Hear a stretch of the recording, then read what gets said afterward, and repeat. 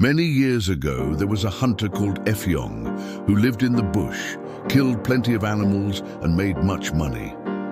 Everyone in the country knew him, and one of his best friends was a man called Okun who lived near him. But Effiong was very extravagant and spent much money in eating and drinking with everyone until at last he became quite poor, so he had to go out hunting again. But now his good luck seemed to have deserted him, for although he worked hard and hunted day and night, he could not succeed in killing anything. One day, as he was very hungry, he went to his friend Okun and borrowed 200 rods from him and told him to come to his house on a certain day to get his money, and he told him to bring his gun, loaded, with him. Now, some time before this, Effiong had made friends with a leopard and a bush cat, whom he had met in the forest whilst on one of his hunting expeditions. And he had also made friends with a goat and a cock at a farm where he had stayed for the night. But though Effiong had borrowed the money from Okun, he could not think how he was to repay it on the day he had promised. At last, however, he thought of a plan, and on the next day he went to his friend the leopard and asked him to lend him 200 rods, promising to return the amount to him on the same day as he had promised to pay Okun. And he also told the leopard that if he were absent when he came for his money, he could kill anything he saw in the house and eat it. The leopard was then to wait until the hunter arrived, when he would pay him the money, and to this the leopard agreed. The hunter then went to his friend the goat and borrowed 200 rods from him in the same way.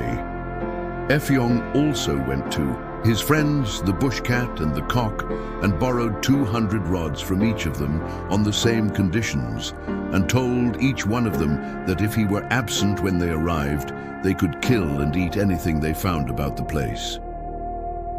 When the appointed day arrived, the hunter spread some corn on the ground and then went away and left the house deserted. Very early in the morning, soon after he had begun to crow, the cock remembered what the hunter had told him and walked over to the hunter's house, but found no one there. On looking round, however, he saw some corn on the ground and, being hungry, he commenced to eat.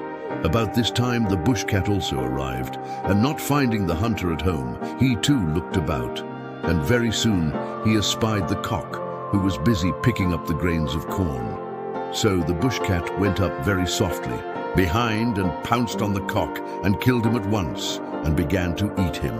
By this time the goat had come for his money, but not finding his friend, he walked about until he came upon the bush cat, who was so intent upon his meal off the cock that he did not notice the goat approaching.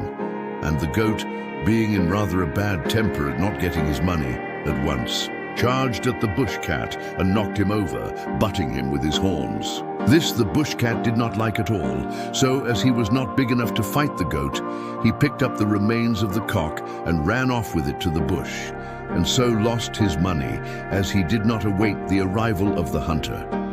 The goat was thus left master of the situation and started bleating, and this noise attracted the attention of the leopard, who was on his way to receive payment from the hunter. As he got nearer, the smell of goat became very strong, and being hungry, for he had not eaten anything for some time, he approached the goat very carefully. Not seeing anyone about, he stalked the goat and got nearer and nearer until he was within springing distance. The goat, in the meantime, was grazing quietly, quite unsuspicious of any danger, as he was in his friend the hunter's compound. Now and then he would say, "Bah!" But most of the time he was busy eating the young grass and picking up the leaves which had fallen from a tree of which he was very fond.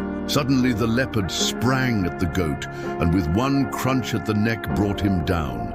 The goat was dead almost at once, and the leopard started on his meal. It was now about 8 o'clock in the morning, and Okun, the hunter's friend, having had his early morning meal, went out with his gun to receive payment of the 200 rods he had lent to the hunter. When he got close to the house, he heard a crunching sound, and being a hunter himself, he approached very cautiously, and, looking over the fence, saw the leopard only a few yards off, busily engaged eating the goat. He took careful aim at the leopard and fired, whereupon the leopard rolled over dead. The death of the leopard meant that 4 of the hunter's creditors were now disposed of. As the bush cat had killed the cock, the goat had driven the bush cat away, who thus forfeited his claim. And in his turn, the goat had been killed by the leopard, who had just been slain by Okun. This meant a saving of 800 rods to Effiong. But he was not content with this, and directly he heard the report of the gun, he ran out from where he had been hiding all the time, and found the leopard lying dead with Okun standing over it. Then, in very strong language, Effiong began to upbraid his friend and asked him why he had killed his old friend the leopard, that nothing would satisfy him but that he should report the whole matter to the king, who would no doubt deal with him as he thought fit. When Effiong said this, Okun was frightened and begged him not to say anything more about the matter, as the king would be angry. But the hunter was obdurate and refused to listen to him. And at last, Okun said, "If you will allow the whole thing to drop and will say no more about it, I will make you a present of the 200 rods you borrowed from me." This was just what Effiong wanted, but still he did not give in at once. Eventually, however, he agreed and told Okun he might go, and that he would bury the body of his friend, the leopard. Directly Okun had gone, instead of burying the body, Effiong dragged it inside the house and skinned it very carefully. The skin he put out to dry in the sun and covered it with wood ash, and the body he ate. When the skin was well cured, the hunter took it to a distant market, where he sold it for much money. And now, whenever a bush cat sees a cock, he always kills it, and does so by right, as he takes the cock in part payment of the 200 rods, which the hunter never paid him.